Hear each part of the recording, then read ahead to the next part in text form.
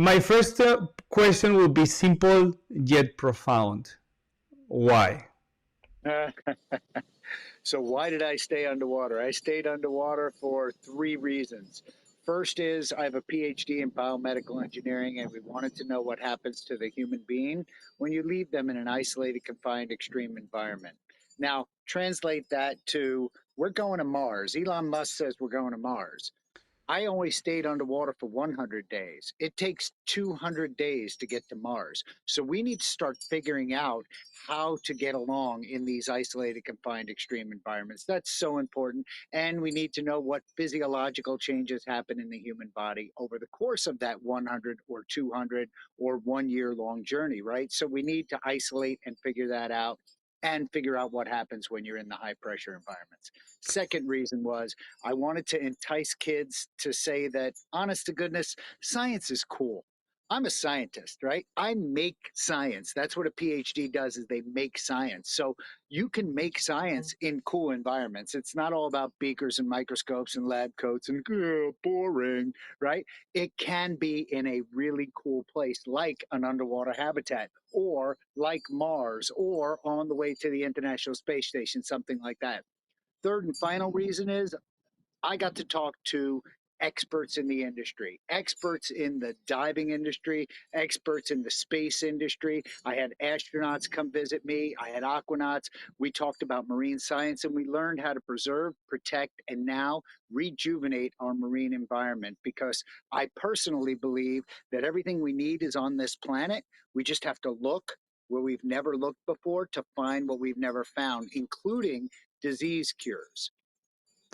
Wonderful, Joe. So you set a world record by living underwater for 100 days. Can you describe some of the daily challenges you face during this extended stay? Yeah, interestingly enough, like we're you and I are in Tampa, so we just went through that hurricane. There was a storm of epic proportion while we were down there, and while I was down there, lights went out, and all of a sudden the emergency lighting flickered on. And it was like, oh my goodness, what's going on? So I rip across, I jump over to the other side, I rip out the breaker panel, I try and look to see if there's water intrusion or if there's a bad atmosphere problem or what's going on. Turns out that the power on the entire Keys of Florida was out because there was a storm. Boom. So we had to deal with that. We had to deal with atmospheres. We had to deal with clogged toilets, for instance, right? We had to deal with water lines not being correctly plumbed. We had to deal with air problems. We had to deal with food problems. So these were all things that we're going to experience when we go in that isolated, confined, extreme environment. We go to Mars, right? So we're learning the lessons here so that we can figure them out before we get on that airplane and get to Mars. And in what ways has your journey as an explorer shaped your understanding of human resilience and our relationship with the natural world? Oh, that is a great question. I believe my third premise sort of covers that.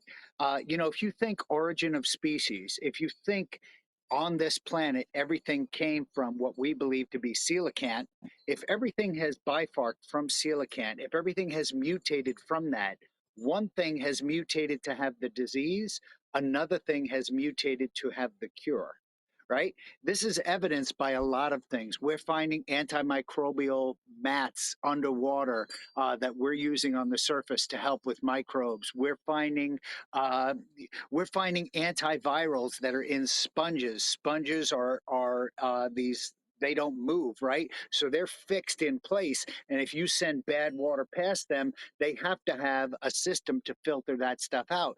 That's the antiviral component. And we've made drugs from those that basically are used by humans. There are caps in fish. There are anti-cancer causing properties in fish. There are all kinds of good things that come out of creatures in the sea, but basically creatures on our planet. So the most profound, the most important thing. I'll give you, for instance, when I retired from the Navy after 28 years of service, I was a submersible expert.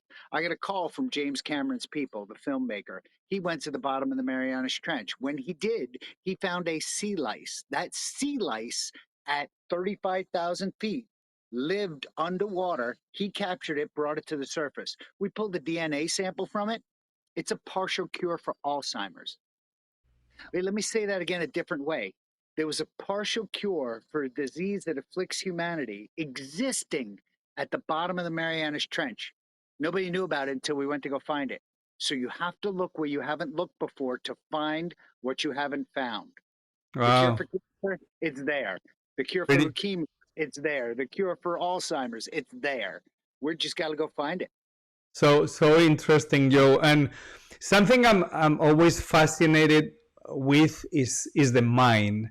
What are the psychological effects of long-term isolation in space or underwater habitats? That is a great and profound question. We need to make sure that during the time when I was down there, I took 19 psychological, psychosocial tests several times over the course of the time. And what happened is my depression got better, my anxiety got less. You know, during the time when you were down there, we saw a decreasing trend of the normal problems that we have. Now, people said, you know, I'm a scientist, right? So I changed as few things as possible. My eating was always exactly the same as it was on the surface. My, you know, my drinking, my coffee, my everything, right? Even my stress level was higher while I was underwater because I worked from 6 to 8 hours a day doing science, electroencephalograms, electrocardiograms, pulmonary function tests, blood, urine, saliva, respirations, heart rate variability. We tested everything. So between 6 and 8 hours a day of science, no kidding, hardcore, to the level that it hasn't been done since the Sea Lab days. Then I did 3 hours of teaching and lecturing a day to those science, technology, engineering, and mathematics kids. And by the way, I taught biotransport to the University of South Florida. I'm a professor at the University of South Florida. I taught while I was down there 3 days a week. I taught, right? So that I taught a lot while I was down there and was very busy. And then towards the middle of it, I started getting interview after interview after interview. So 3 hours a day was devoted to interviews, especially towards the end, right? So you add all that together, we are talking a 12 to 15-hour day every day of working, being on camera, doing things, you know, not like I was just hanging out, smoking cigarettes and watching Captain Kangaroo. I was working. I was into the science. I was into learning. I was into teaching, you know, so I had my stress level was pretty high, but yet overall, my stress was low. Isolated environments are actually good if you have the right attitude and the right training. So we need to train our astronauts and aquanauts to live in these kind of environments before they go to space and before they go underwater for long periods of Um, Joe, what is your dream? time. My dream. So I am a big chaser of the sun. Right now, I'm sitting out here watching the sun. I get up every morning. I walk to the sunrise. I watch the sunrise. I get it in my eyes. At night, I go and I watch the sunset. I'm a little bit of a hippie, but remember, still with the 28 years of active duty Navy service, so I'm not that much of a hippie. My dream is to go watch the sunrise and the sunset. I lost 100 sunrises and sunsets while I was underwater. Did you know that if you spend 6.5 days on the International Space Station because of the speed that it moves, you can actually gain back those 100 sunrises and 100 sunsets? So that's what I want to do. Gain back those sunrises and sunsets, baby. I'm so happy that I decided to invite you. I think the answers are awesome, and I'm positive that people are going to love this interview. What is the hyperbaric? What is hyperbaric medicine, and how does it help astronauts and divers? That is a great question. And one of the things that we wanted to make sure that people understood the science, right? Hyper means more than, baric means pressure. Hyperbaric means just an increased pressure, right? So when you're using this medicine, which by the way, it's been around since the 1600s, this is not a new science. They used hyperbaric medicine to help treat leprosy. They used hyperbaric medicine to help treat the flu of 1918. They used hyperbaric medicine for open heart surgeries. We've been using hyperbaric medicine for almost 400 years, right? But it's fallen out of favor because we didn't understand the mechanism of action. Most drugs, all drugs, have a mechanism of action. So, what me and my team are doing is we are studying the mechanism of action of hyperbaric medicine such that we can learn and understand them better, then we can apply them. For instance, we know that hyperbaric medicine is a great reduction of inflammation. So we walk around in systemic inflammatory response. We're humans, we eat poorly, we don't exercise well enough, we don't take care of ourselves well enough. So we're a little bit inflamed. So what do? You can walk around and take a corticosteroid. You can walk around and take a non-steroidal anti-inflammatory, or you can do hyperbaric medicine. So what we're trying to do is get those mechanism of action for hyperbaric medicine well understood and well promulgated such that people will start applying this naturopathic cure, which has been around for 400 years, start applying it across a broad spectrum of diseases and trying to help. We did a COVID study, a long haul COVID study, and we're trying to figure out how well it works.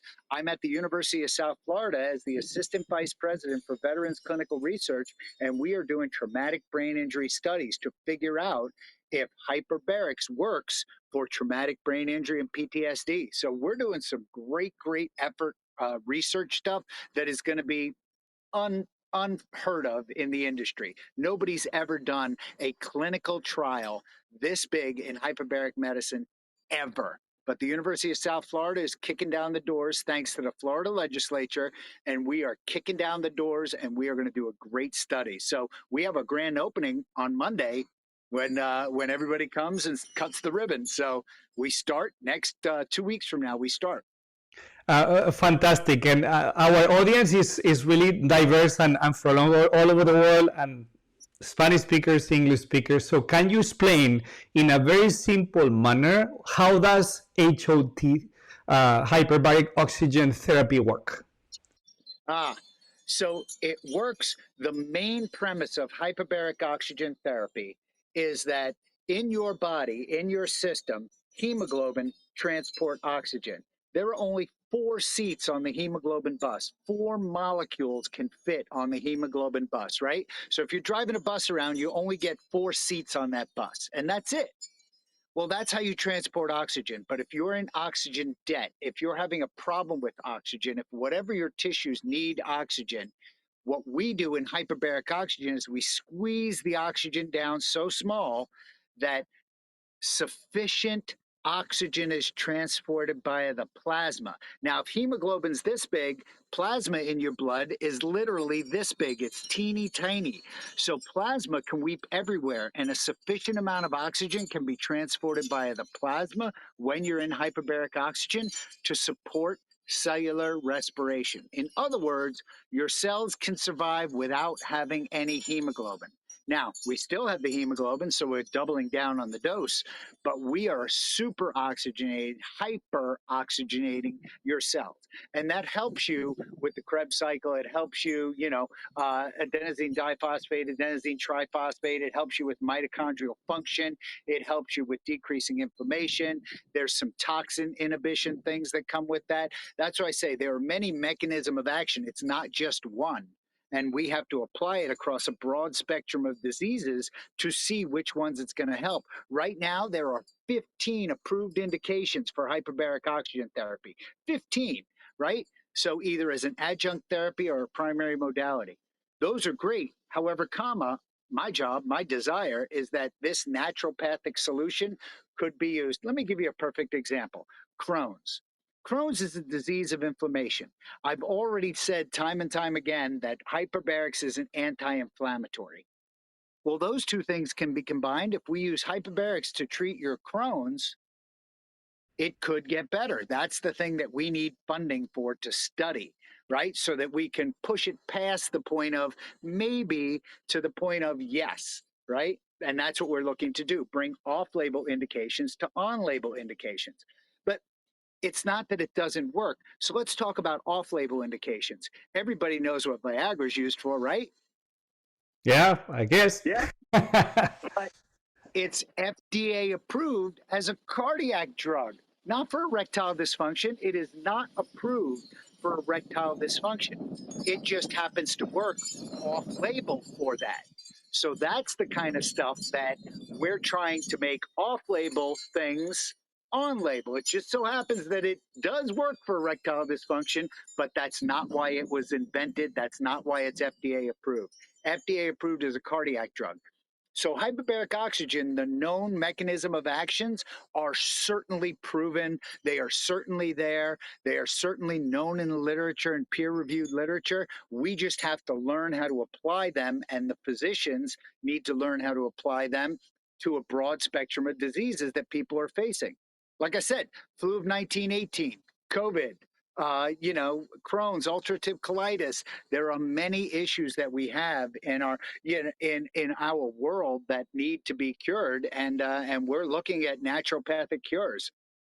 And something that I'm just curious about is how prolonged exposure to extreme environments has an impact on human health.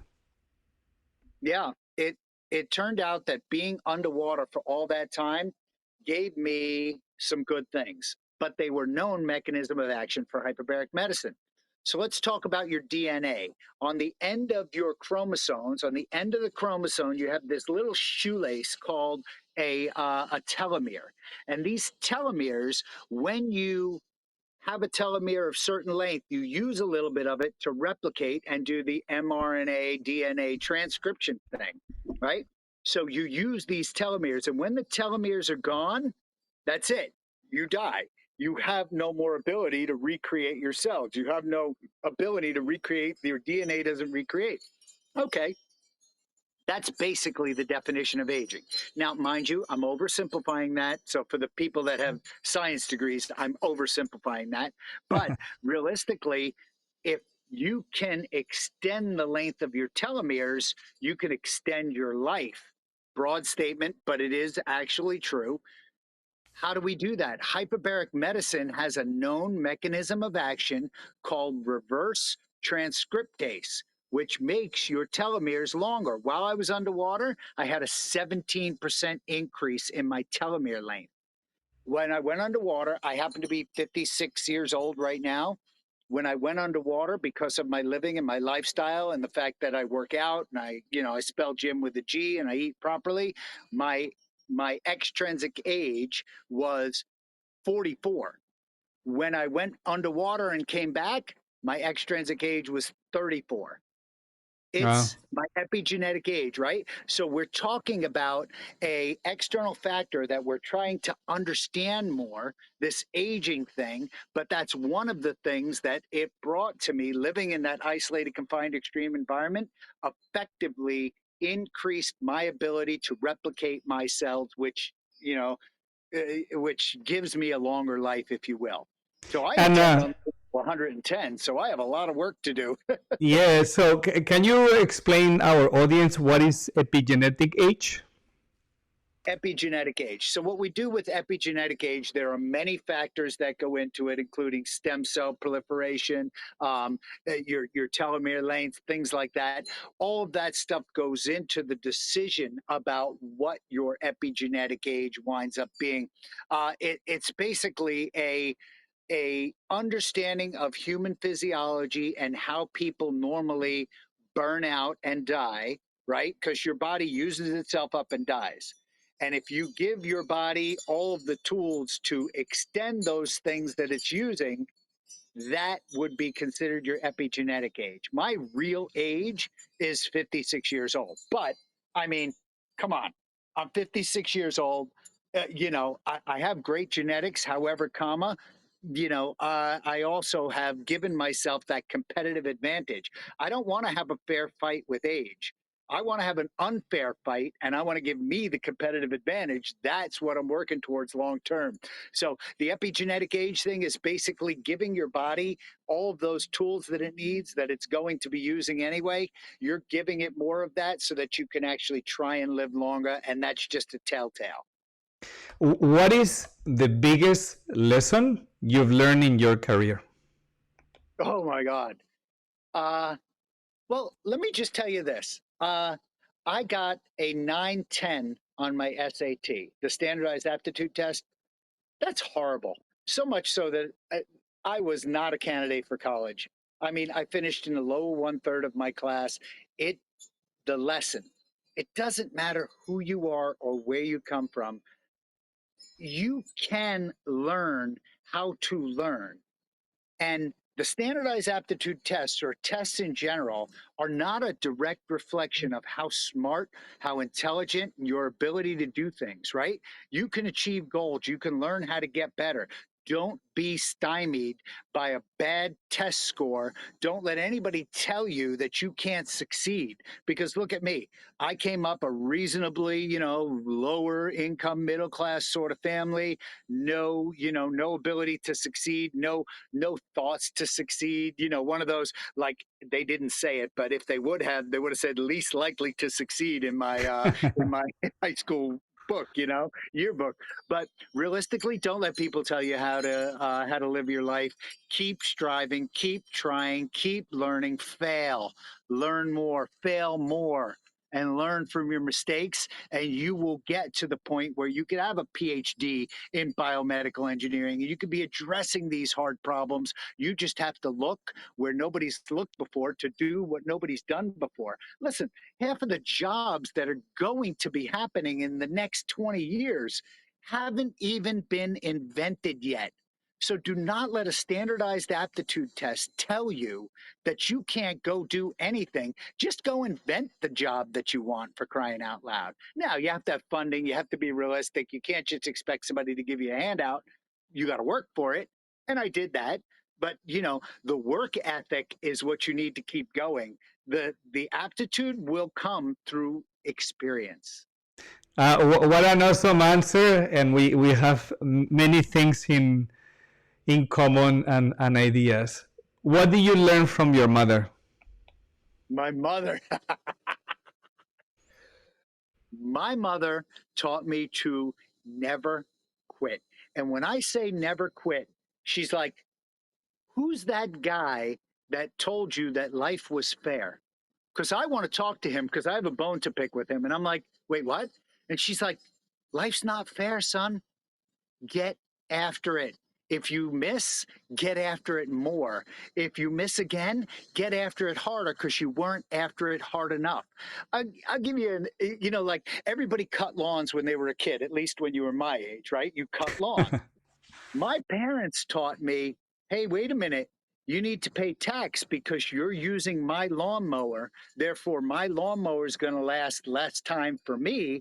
Therefore, every time you cut lawns for $5, every time you cut lawns, you need to give me 20% so that I can put it in the lawnmower kitty, right? That's for the gas and the lawn use of my lawnmower.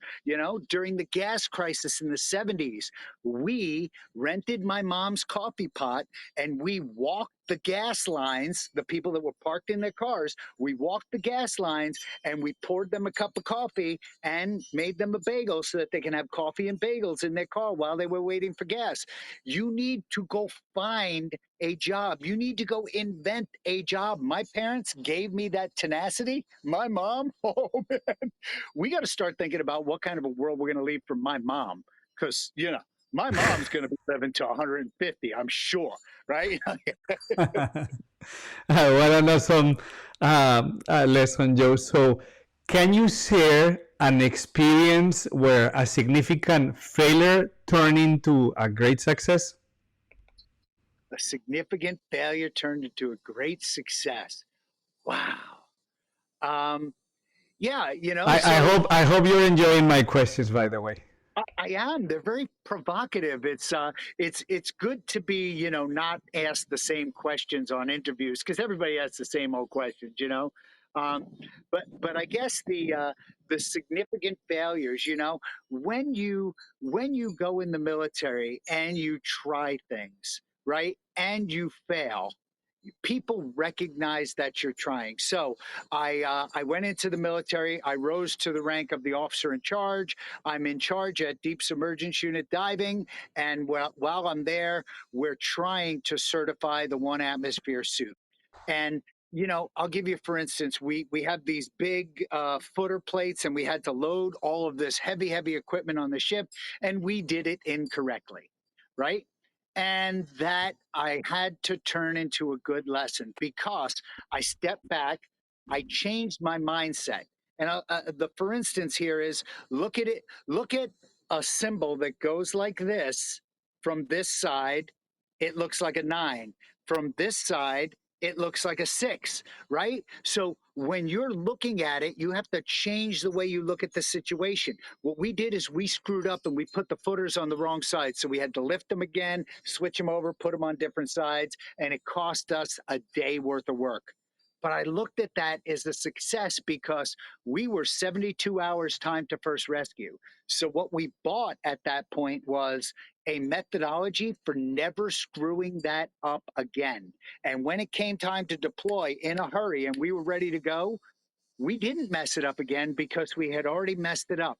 So the more you fail and learn, the more you will end up succeeding. So these are like, you have to take every one of these lessons and say, good, thank God. Thank God that happened to me. Thank God that happened to me now when nobody got hurt. Thank God that happened to me now when I wasn't under the clock for 72 hours time to first rescue. Thank God I was able to affect the rescue when I was able to affect it in the right time, the manner, and nobody got hurt during that, right? So everything that happens to you for a reason. So step back and appreciate it. Be grateful for that lesson and keep learning that lesson.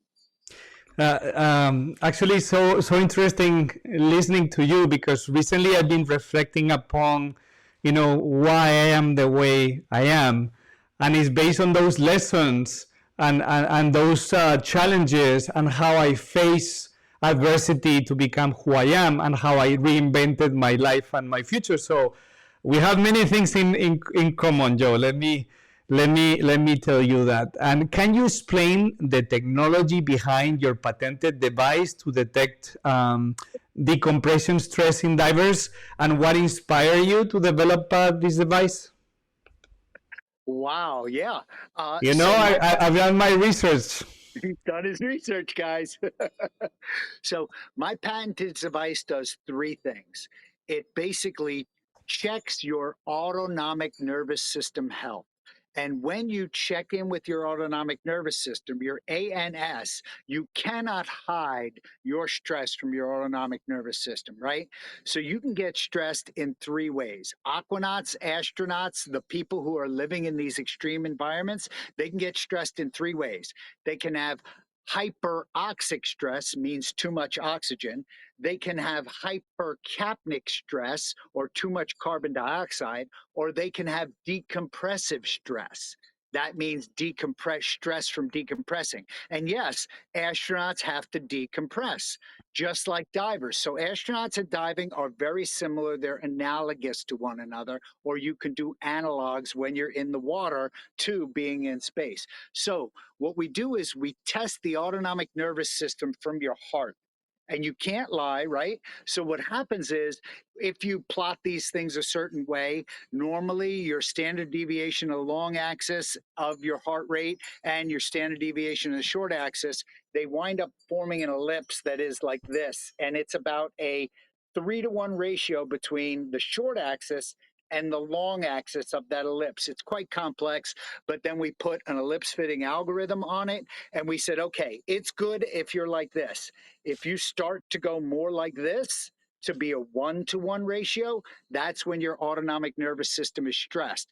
But before you get to that point, we early warned you with a little vibrator in your mouthpiece right here. You're breathing out of a mouthpiece in both aquanauts and astronauts. You're breathing out of some kind of gas thing, and we have a little vibrator here that goes zzz, zzz, zzz, that says, "Wait, stop what you're doing. You're in autonomic nervous system stress. Take a deep breath. relax, figure out what the problem is. So we early warn you. And what I proved, especially with my patent, is that before you have decompressive stress, oxidative stress, or carbon dioxide stress, that before you have symptoms, because the stress, the symptoms of carbon dioxide and decompression sickness, once you get those, it's already too late. So it has to early warn you before you have those symptoms. And that is the key.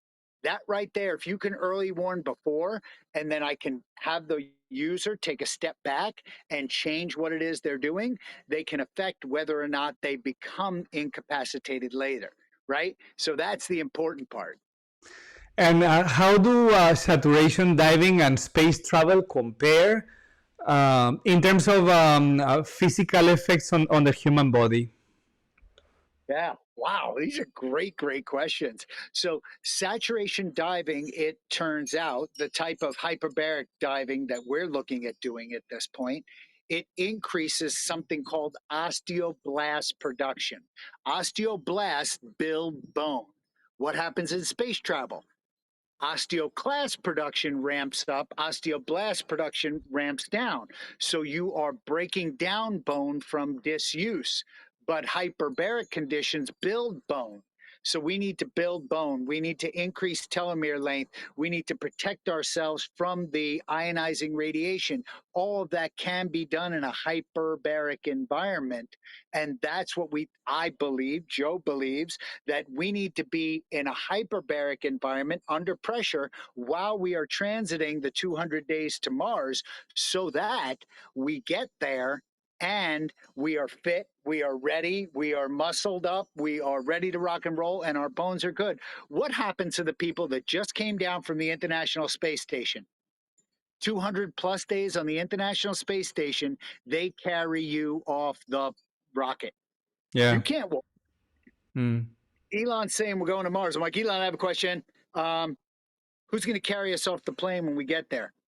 What are we going to eat? What are we going to drink? These are all questions that real scientists need to answer. It's great to have dreams. I love dreams. I love Elon. Don't get me wrong. I love him. I think he's a visionary. But we have to answer these really hard questions. And we need to push down that road of answering the hard questions so that we can put ourselves in a situation where nobody has to carry us off the plane when we're on the way to Mars and we get there 200 days from today, if we left right now. Super, super interesting, Joe. But let me turn the conversation slightly. How do hyperbaric chambers work, and what conditions do they treat? Right. So hyperbarics is just that increased pressure. So what it is if you could imagine your water heater is a pressure vessel, right? So these are called pressure vessels for human occupancy. These pressure vessels increase the pressure inside. And when you do that, you decrease the volume. And as you decrease the volume, you have to add more molecules. When you add those more molecules, if you add oxygen, which is the right way to do hyperbarics, you add oxygen, you could treat some diseases. Now, like I said, there are 15 approved indications: gaseous gangrene, carbon monoxide poisoning, crush injury, compartment syndrome, decompression sickness, arterial gas embolism, sudden idiopathic hearing loss, central retinal artery occlusion, poorly healing flaps and grafts, things like that. But if you think about the physiologic processes of the body, if you have hypoxia somewhere, means not enough oxygen, I can cure you with hyperoxia. When people were walking around during COVID and they put the little thing on their finger and it read 50%, that's your pulse ox. You had low oxygen. What is the cure for low oxygen? Higher oxygen. I mean, it's simple, right? But I went to the local hospital. I told them. I went to the universities. I told them. They said, no, no, no, it's not standard of care.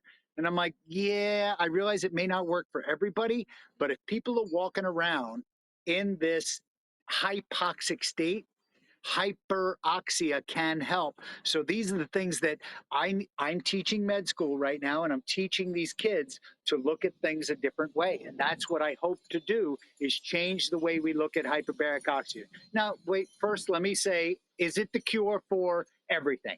Is it the cure for toenail fungus? Bad. Is it the, no, right? There's no evidence that that's the case. There are known mechanism of action, and we can apply them, and we can hopefully start naturally curing some of these diseases, or in conjunction with things. One of the other things that hyperbaric oxygen does is it works well with antibiotics. So there is synergies from the antibiotics. So it makes your antibiotics work better, right? Antibiotic synergy is one of the known mechanism of action of hyperbaric medicine. So we need to exploit that a little bit. And when somebody is having a problem that needs an antibiotic, we could exploit that by getting an antibiotic more powerful, right? By making it work more effectively, by being synergistic with those antibiotics, you know. So that's the kind of stuff that I'm trying to wave the flag for. Okay, and I believe, and this is not my field, so I hope I'm right, that there's different types of hyperbaric oxygen chambers used in medical facilities around the world, right? Can you give us a very simple descriptions of what are the types? So there are three types in the world: A, B, and C. Right. So multi-place, it means more than one person can go in them, and those are the hard ones. Monoplace, those are the ones that one person can go into, and usually you're laying down in there. And then you have the soft chambers. The soft chambers are soft walled. They're tantamount to a gamma bag or something that you would use on the side of a mountain, but they're seeing an increase in prevalence here in the United States because they are FDA 510K cleared devices. So they are approved by the FDA, but there is no rule for the construction of them yet. So if you're looking for one of those, you want to make sure you find one that is approved by the FDA for sure. And what I'm trying to do is work with the American Society of Mechanical Engineers to have a build standard for that type of a chamber, because we don't have one just yet. But yeah, there are three different types. And Joe, I want you to imagine that you're talking to a kid, let's say a 10-year-old. Can you explain him or her what happens during HOT? Wow, what happens in hyperbaric oxygen? Um, One of the things that your body needs to survive is oxygen. Right now, we're breathing oxygen, right? We're breathing oxygen and nitrogen. So that combination is what we call air. When you squeeze, by increasing the pressure, you squeeze down those molecules to being very small. That pressure increase also has to have more gas in there. We give you more oxygen, you're breathing more oxygen, you get to do the things that your body needs more, better, faster, right? It increases your metabolism. It does a lot of stuff like that. So if we give you more gas, you get to absorb more gas, get to be feeding the oxygen pump. Our bodies use oxygen, we give you more oxygen. That's the simplest explanation we can get, right? It's an awesome answer. What training is required to become a saturation diver or an astronaut? Ah, so astronauts and divers are slightly different. I don't know. Excuse me that I interrupt. I don't know if you saw my interview with Barbara Barrett. No, I didn't. Okay, the former U.S. Secretary that also went through astronaut training. So she was on this program a few episodes ago. Oh, wow, that's really cool. Yeah, so in training, you need to learn math and science at this point. You need to learn the physics and human physiology of what happens. You need to understand pressure, volume, and temperature in both of these situations, aquanauts and astronauts, right? It basically, so if I had advice to give to a kid, I'd say pay attention to science, technology, engineering, and mathematics. Because, you know, we say things like on the movie The Martian, we're going to science the beep out of this. But it's not science, that's engineering, right? Because you're trying to find ways to survive. We're going to engineer this thing because we have to. We need engineering solutions. And if you pay attention in those classes, you'll be better off when it comes time to getting to the point where you're going to be an aquanaut or an astronaut. Okay, Joe. So I have a few more questions, if you allow Yeah. me. Yeah.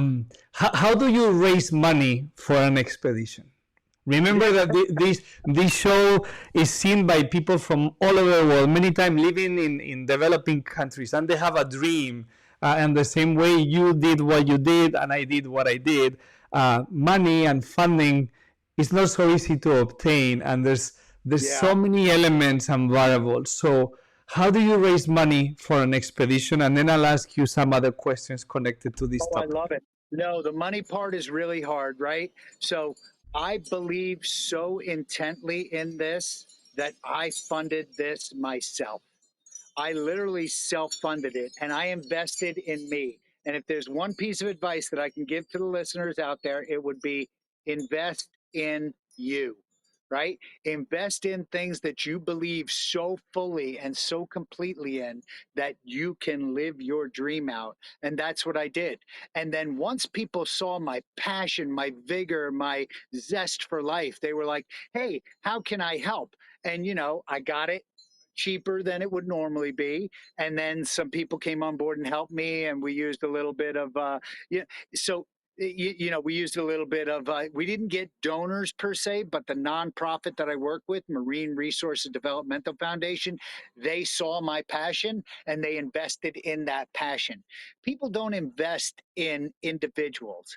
People invest in passion, right? If you can carry the mission on Very your true. passion alone, that mission will succeed. It doesn't matter who sponsors you. It doesn't matter who supports you, and the money will come.